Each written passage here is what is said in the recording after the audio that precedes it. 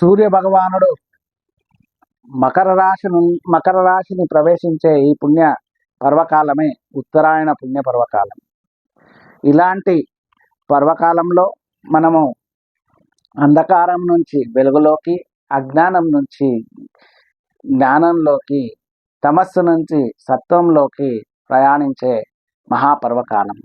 ఇలాంటి పర్వకాలంలో అనేక దేవానుదేవతలతో పాటు విశేషముగా మనం ఆరాధించవలసినది ఒకటి సూర్య భగవాన్ని అయితే, ఇంకొకటి ప్రకృతి.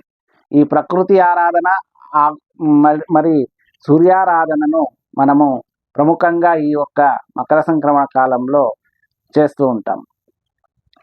మనం పండినటువంటి మొత్తం ధాన్య రాశులతో పాటు గోమాతని, వృషభాల్ని పూజించి ఆ ధాన్యలక్ష్మిని కొలిచేటువంటి పర్వకాలము ఈ యొక్క మకర సంక్రమణ పుణ్యకాలం.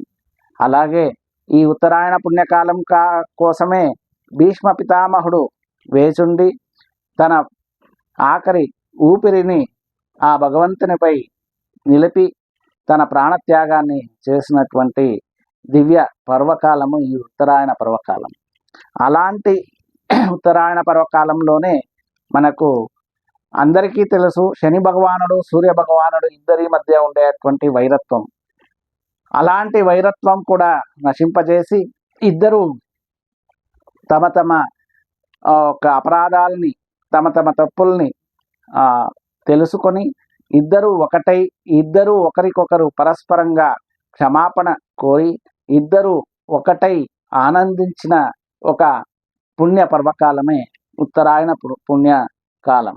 అలాంటి మకర సంక్రమణ ఉత్తరాయణ పుణ్య పర్వకాలంలో మనం సూర్యారాధన, దాంతోపాటు ప్రకృతి యొక్క ఆరాధన, ధాన్యలక్ష్మి రూపంలో గోమాత యొక్క ఆరాధన చేసి తరించాలని అందరితో ప్రార్థన.